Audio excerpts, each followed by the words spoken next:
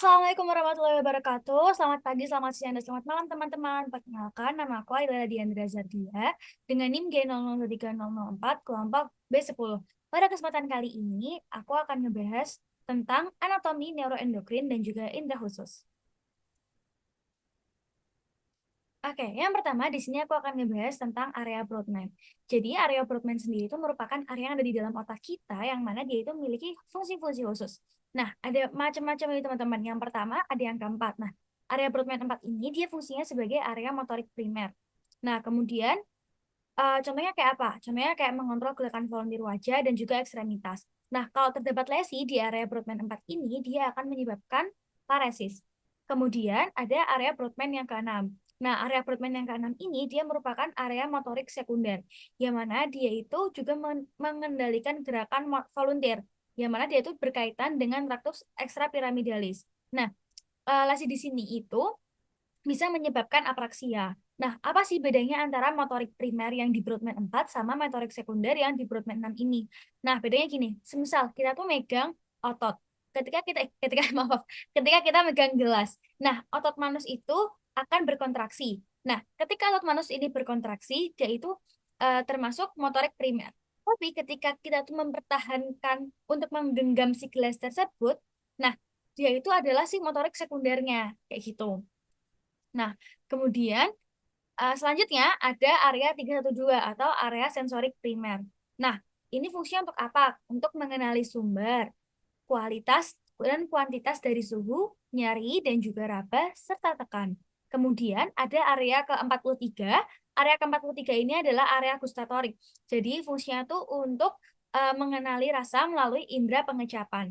Kemudian ada area 44 dan juga area 45 yang disebut sebagai area Broca atau area bicara motorik. Nah, kemudian ada juga area bicara sensorik, yaitu ada di 39, 40, dan juga 22 yang disebut dengan area Wernicke. Nah, kalau semisal orang memiliki lesi pada area Broca di 44 dan 45, dia itu tuh bisa memahami pembicaraan dari orang lain, tapi dia itu tidak bisa memberikan respon. Tapi kalau semisal dia itu yang bermasalah di area wernikelnya atau di area sensorik, dia itu bisa memahami, maaf, dia itu, ya dia nggak bisa memahami apa isi pembicaraan, tapi dia itu bisa berbicara kayak gitu. Jadi ini kalau semisal motorik dia nggak bisa bicaranya, tapi kalau dia yang masalah yang di sensorik, dia itu nggak bisa memahaminya kayak gitu. Kemudian ada area ke-22, yaitu area auditori sekunder. Kemudian nanti ada area ke-17, yaitu area visual primer, yang mana area visual primer ini tuh untuk menerima rangsang cahaya atau melihat. Nah, kalau misal ada lesi, dia itu akan muncul hemianospia homonim kolateral. Kemudian ada area ke-18 dan juga area ke-19, yaitu area visual sekunder, yang mana itu untuk persepsi visual kompleks seperti warna, gerak, arah objek, dan bila lesi itu bisa muncul buta warna atau agnosia visual. Agnosia visual itu dia bisa melihat tapi dia tuh nggak bisa mengenali ini tuh benda apa kayak gitu. Oke, kita next. Kita akan lanjut ke Tractus piramidalis. Jadi apa sih Tractus piramidalis itu? Jadi Tractus piramidalis itu dia merupakan jaras dari area motorik primer dan sekunder atau area 4 dan 6 Brodmann yang berjalan menuju medula spinalis dan berakhir di cornu anterior medula spinalis. Yang mana saat melewati decussatio piramidalis terdapat serabut yang menyilang ke arah kontralateral yang disebut tractus corticolateralis. Tapi kalau nggak menyilang itu namanya tractus cortico anterior kayak gitu. Kemudian ada tractus extrapyramidalis. Nah, apa kok tractus extrapyramidalis ini fungsinya buat apa? Fungsinya itu sebagai pengendali aktivitas motorik yang dicetuskan oleh korteks motorik cerebri dan tractus pyramidalis. Jadi, itu kayak untuk menunjang fungsi tractus pyramidalis gitu. Nah, tractus extrapyramidalis itu terdiri dari beberapa ya. Yang pertama ada tractus vestibulospinalis. Vestibulospinalis ini fungsinya sebagai keseimbangan dan juga tonus otot. Kemudian ada tractus reticulospinalis yang ventrolateral dan juga ada yang lateral. Kalau yang ventrolateral itu berasal dari pons. Tapi kalau yang lateral dia berasal dari medula oblongata. Terus ada tractus tectospinalis yang mana dia itu berasal dari mesencephalon dan menuju medula spinalis. Gitu. Nah, pada neonatus sistem ekstrapiramidalis ini tuh dia belum berkembang sepenuhnya atau belum berkembang secara sempurna. Nah, sehingga salah satu efeknya itu otot tangan bayi itu bisa berkontraksi. Namun bayi belum bisa menggenggam dengan baik. Kayak gitu. Nah, kemudian kita akan ngebahas tentang embriologi dari encephalon. Oke, jadi encephalon itu dia tuh dibagi menjadi tiga kan. Ada prosencephalon, ada mesencephalon, dan juga rhombencephalon. Kemudian prosencephalon ini dia akan dibagi menjadi dua. Ada telencephalon sama diencephalon. Sedangkan mesencephalon tetap menjadi mesencephalon dan rhombencephalon dia ada metencephalon dan juga melencephalon. Nah, telencephalon sendiri dia akan menjadi cerebrum. Sedangkan diencephalon dia terdiri dari talamus, hipotalamus, dan juga epitalamus. Kalau mesencephalon dia akan menjadi midbrain. Kemudian metencephalon dia menjadi pons dan juga cerebellum. Kalau melencephalon dia akan menjadi medulla oblongata. Kayak gitu. Nah, kemudian kita akan ngebahas tentang cerebrum. Jadi, cerebrum itu apa sih? Cerebrum itu dia itu merupakan bagian encephalon yang paling besar. Kalau misalnya kita bilang itu adalah otak kita. Nah, letaknya di mana? Dia letaknya ada di fossa cranii anterior et media. Yang mana dia terdiri dari dua belahan. Ada hemisferium dexter dan juga hemisferium yang sinister. Yang mana nanti hemisferium dexter dan sinister ini dia itu akan ada yang memisahkan. Apa sih yang memisahkan itu? Yang memisahkan adalah visceral longitudinalis cerebri. Yang mana nanti keduanya ini dia tuh akan dihubungkan oleh corpus callosum. Gitu. Nah, kemudian nanti ada selain cerebrum itu ada yang namanya cortex cerebri. Jadi cortex cerebri itu dia itu merupakan bagian luar dari cerebrum yang dia itu tersusun atas lipatan-lipatan. Yaitu ada gyrus, yang mana gyrus itu merupakan bagian yang menonjol-nonjol, ini adalah gyrus, dan ada sulcus. Sulcus itu bagian yang dia itu kayak cekungan-cekungan kayak gitu. Gimana nanti dari gyrus dan sulcus ini itu akan dibagi menjadi beberapa lobus kayak gitu. Nah, ini ya guys, ada gyrus dan juga sulcus. Oke. Nah, ini kita akan ngebahas tentang lobus-lobus dari cerebri. Yang pertama itu ada lobus frontalis. Jadi lobus frontalis itu di bagian depan kita. Kemudian nanti ada lobus parietalis. Lobus parietalis itu di bagian sini. Kemudian lobus temporalis itu bagian lateral. Kemudian lobus occipitalis itu di bagian belakang sini. Kemudian nanti ada lobus limbicus dan insulae. Yang mana kalau lobus limbicus ini dia itu enggak terlalu kelihatan ya dari luar. Jadi dia itu tersusun atas gyrus cinguli dan juga gyrus parahipokampalis beserta dengan uncus. Gimana dia itu akan mengelilingi dari corpus callosum dan juga diencephalon. Sedangkan kalau lobus insulae dia itu letaknya tersembunyi di dasar viscera lateralis cerebri serta tertutup oleh gyrus frontalis inferior kayak gitu.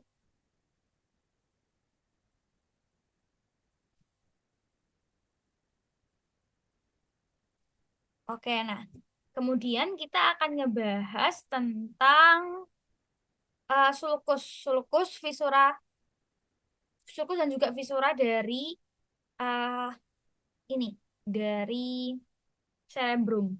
Yang pertama nanti tuh ada yang namanya sulcus centralis. Nih, sulcus centralis. Sulcus centralis sendiri itu dia merupakan yang di bagian tengah yang mana itu akan membagi antara lobus dia itu akan memisahkan atau membagi lobus frontalis dan juga parietalis kayak gitu.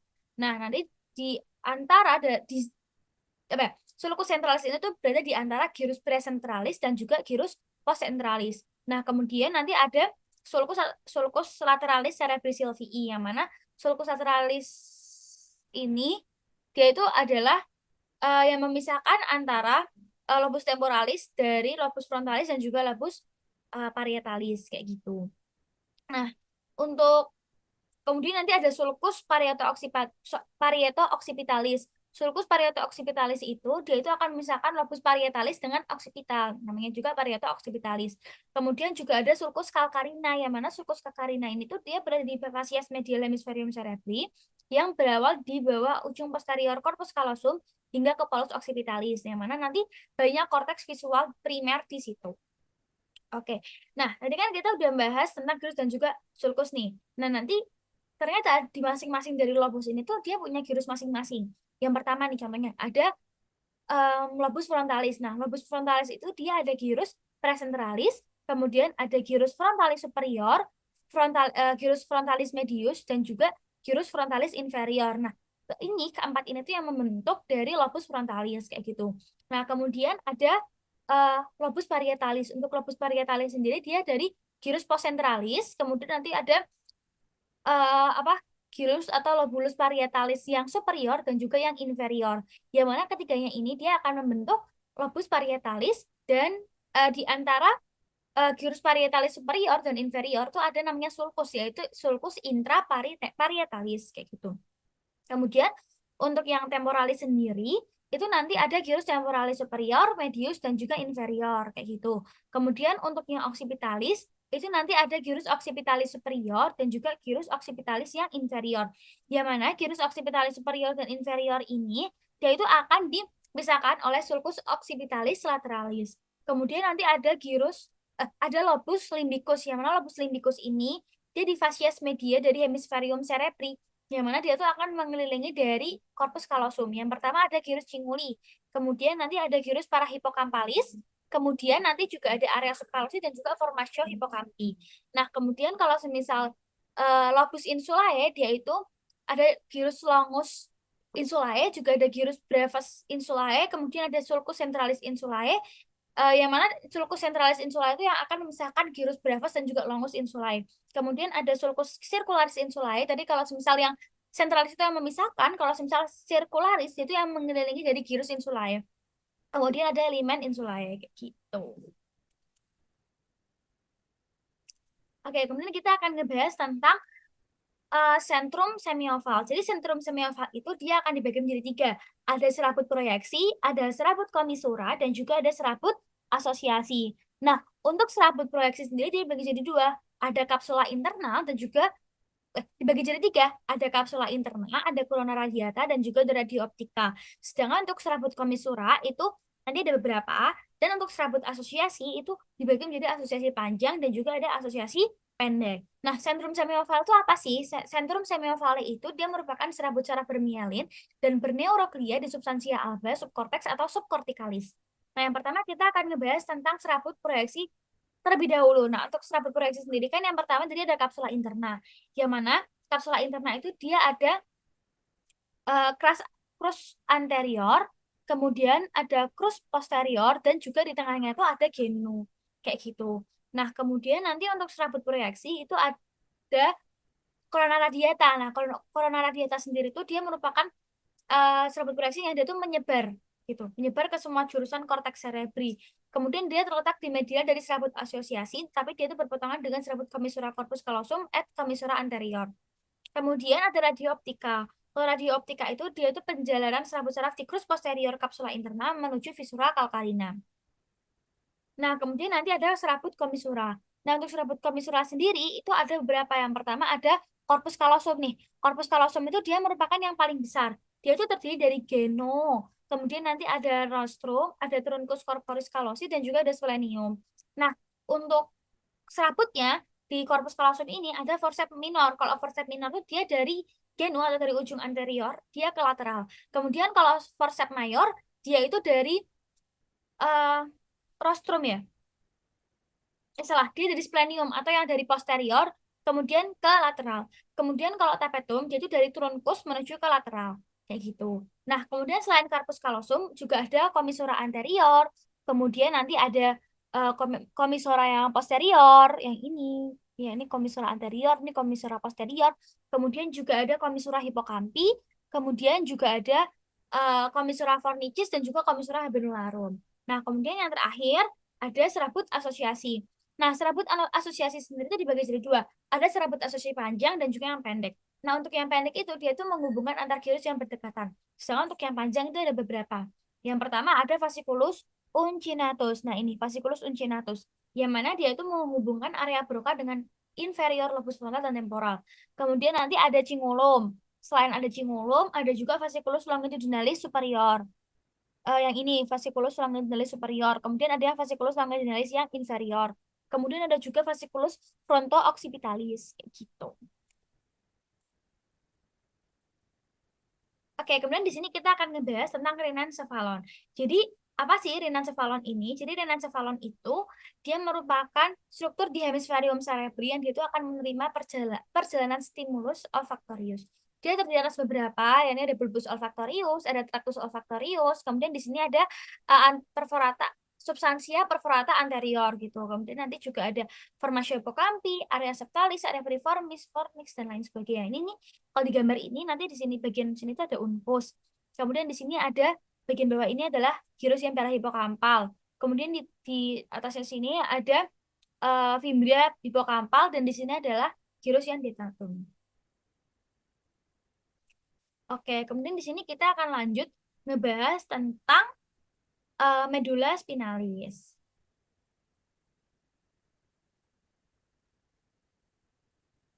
Oke, di sini kita akan ngebahas struktur dari medula spinalis.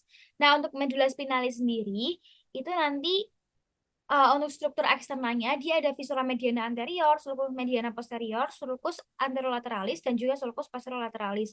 Kemudian untuk struktur internal dari medula spinalis, itu nanti ada substansia alba yang warnanya putih, yang nanti dibagi menjadi funiculus anterior, lateral, dan juga posterior, dan juga substansia grisea.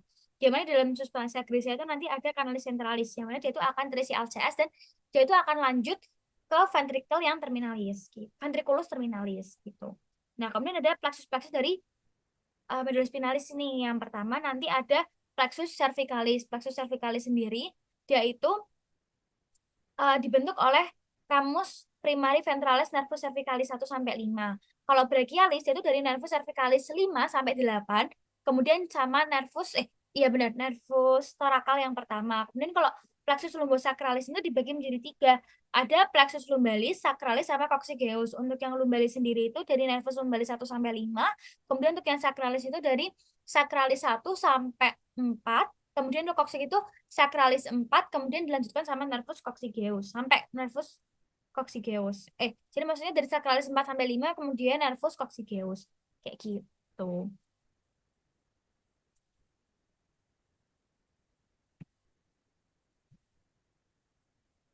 Nah, kemudian ada nervus cranialis. Nah, nervus cranialis sendiri itu ada berapa? Nervus cranialis itu ada 12. Apa aja sih? Kita cara hafalnya paling enak adalah dengan menyanyi. Jadi ada olfactorius, opticus, oculomotorius, trochlearis, trigeminus, abducens facialis, vestibulocochlearis, glossofaring, nervus vagus, accessorius, nervus hypoglossus. Nah, ini adalah untuk tempat-tempat keluar dari nervus cranialis. Tapi ini tempat keluar yang bukan bukan yang kranial, bukan yang dari os ya. Gitu, bukan yang keras ya. Nah, ini tempat keluar. Jadi yang pertama dari nervus olfactorius. Nervus olfactorius ini dia keluarnya di bulbus olfactorius. Kemudian kalau nervus opticus itu dia akan keluar dari chiasma opticum. Kemudian kalau nervus oculomotorius dia keluar dari fossa interpeduncularis. Kemudian kalau nervus sacralaris dia akan keluar dari caudal colliculus inferior. Kalau trigeminus dia akan keluar dari brachium pontis. Kemudian kalau abducens dia akan keluar dari sulcus bulbopontinus. Kemudian kalau facialis dia akan keluar dari angulus cerebellopontinus.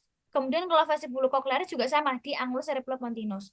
Kemudian untuk glossofaring, vagus dan juga accessorius dia keluar dari sulcus posterolateral, sedangkan hypoglossus dia dari sulcus anterolateral. Kayak gitu. Nah, kemudian untuk dari tempat keluar yang kerasnya, itu yang pertama kalau misalnya nervus olfactorius dia akan keluar dari lamina cribosa. Kemudian kalau semisal opticus, dia akan keluar dari foramen opticum di canalis opticus. Kemudian kalau oculomotorius dia akan keluar di viscera orbitalis superior atau di fos. Kemudian nanti trochlearis juga begitu di fos. Dan trigeminus cabang 1 juga di fos. Kemudian di nervus abducens juga di fos. Kemudian untuk yang cabang 2, trigeminus cabang 2 itu di foramen rotundum, sedangkan yang trigeminus cabang 3 itu di foramen oval. Kemudian untuk nervus facialis dia akan keluar di meatus austicus internus. Kemudian untuk vestibulocochlearis dia akan di meatus austicus internus juga. Kemudian untuk glossofaring, vagus dan juga accessorius itu ada di melewati foramen jugular. Kemudian untuk hipoglossus dia keluar dari canalis hipoglossi. Nah, kemudian kita akan membahas tentang circulus arteriosus bilisi. Apa sih circulus arteriosus bilisi ini? Dia itu merupakan kayak apa ya, peredaran darah di otak kita gitu. Nah, nanti dia tuh kayak membentuk lingkaran gini ya. Jadi yang pertama tuh dari arteri corpus interna. Arteri corpus interna itu dia tuh akan bercabang menjadi arteri cerebri anterior. Nah, dan juga arteri cerebri media. Nah, untuk yang arteri cerebri anterior ini dia tuh akan dihubungin sama yang namanya ini arteri komunikans yang anterior gitu. Nah, kemudian kalau yang ada di bawah itu nanti ada arteri vertebra yang mana dia itu akan menjadi satu, menjadi arteri basilaris, kemudian dia bercabang lagi menjadi arteri cerebri yang posterior. Nah, tadi kan masih ada arteri yang media nih, dari cerebri yang media. Nah, ada juga arteri cerebri yang posterior. Nah, dia itu akan dihubungin sama arteri komunikans yang posterior. Kayak gitu. Terus ini adalah tentang perjalanan dari penglihatan. Jadi untuk perjalanan dari penglihatan itu gimana sih? Jadi ini nanti cahaya itu akan ditangkap oleh kornea, yang mana nanti dia memasuki mata lewat kornea, kemudian nanti kornea itu akan membelokkan cahaya dan memulai dari proses pemfokusan. Nah, nanti ketika cahaya dibelokkan tuh, dia itu akan melewati pupil, kemudian lubang tengah iris yang akan mengontrol jumlah cahaya yang masuk. Kemudian cahaya itu akan melewati lensa, yaitu ada struktur elastis yang mengubah bentuknya untuk memfokuskan cahaya dengan lebih tepat. Nah, lensa sendiri akan memfokuskan cahaya pada retina. Kemudian lapisan yaitu merupakan lapisan tipis jaringan yang mengandung sel-sel fotoreseptor. Kemudian pada retina terdapat dua jenis sel fotoreseptor, yaitu sel batang dan sel kerucut. Untuk sel batang sendiri, dia fungsinya tuh untuk berperan dalam gelap lah intinya. Dan dia tuh untuk melihat yang hitam putih. Sedangkan untuk sel kerucut, dia itu untuk terang, dan dia tuh akan melihat banyak warna. Kayak gitu. Nah, kemudian ketika cahaya itu mengenai sel fotoreseptor, itu akan terjadi proses transduksi, di mana nanti energi cahaya itu akan diubah menjadi impuls saraf. Nah, impuls saraf dari sel fotoreseptor itu kemudian dikumpulkan oleh sel bipolar dan juga sel amakrin. Kemudian sel-sel ini tuh akan mengirimkan sinyal ke sel ganglion retina yang aksonnya itu akan membentuk saraf optik. Nah, kemudian saraf optik keluar dari mata dan membawa impuls saraf ke kiasma optikus, di mana tuh kiasma optikus itu merupakan tempat persilangannya. Nah, kemudian informasi visual dari setengah bidang pandang kiri diproyeksikan ke belahan otak kanan, dan informasi visual setengah bidang pandang kanan akan diproyeksikan ke belahan otak kiri. Nah, kemudian saraf optik kemudian berlanjut ke traktus optikus, yang dia itu akan menghubungkan kiasma optikus ke talamus.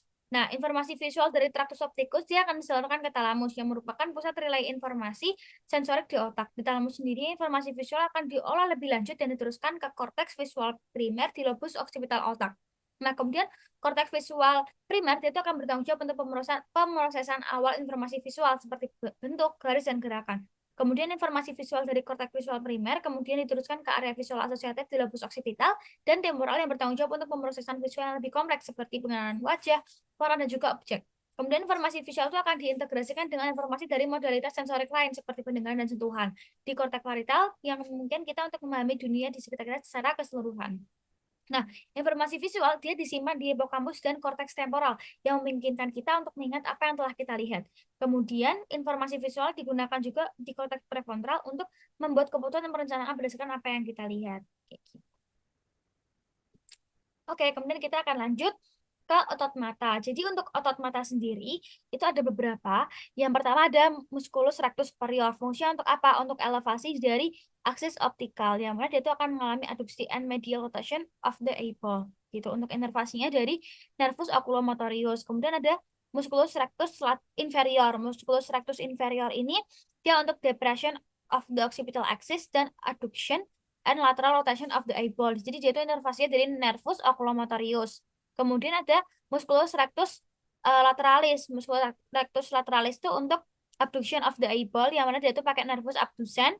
Kemudian kalau uh, musculus rectus medialis, dia itu adduction.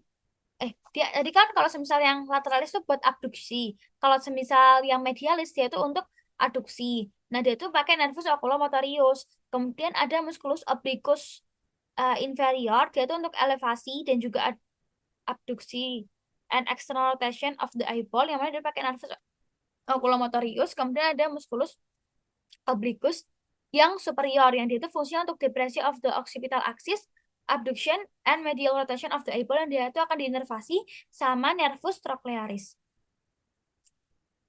Nah, kemudian kita akan membahas tentang perbedaan dari simpatis dan juga parasimpatis. Jadi apa sih bedanya simpatis dan parasimpatis? Jadi kalau simpatis itu dia segmennya dari thoracolumbar, sedangkan untuk parasimpatis itu dari craniosacral. Kemudian untuk lokasi preganglioniknya gimana? Kalau misal simpatis, yaitu dari cornu lateralis atau nucleus intermediolaterales cornulateralis medulla spinalis, segmen medulla spinalis, segmen T1 sampai T2, kemudian dia akan menuju trunkus simpaticus atau ganglion prevertebralis. Kalau parasimpatis, yaitu nukleus saraf kranial 3, kemudian 7, 9, dan juga 10, dan substansia grisia medulla spinalis segmen S2 sampai S4 menuju ke ganglion terminalis. Kemudian untuk panjang aksonnya gimana? Kalau simpatis, dia itu, aku ngafalinnya gini, kalau semisal parasimpatis dulu ya, parasimpatis itu dia panjang baru pendek gitu. Karena apa? Jadi dia panjang baru pendek.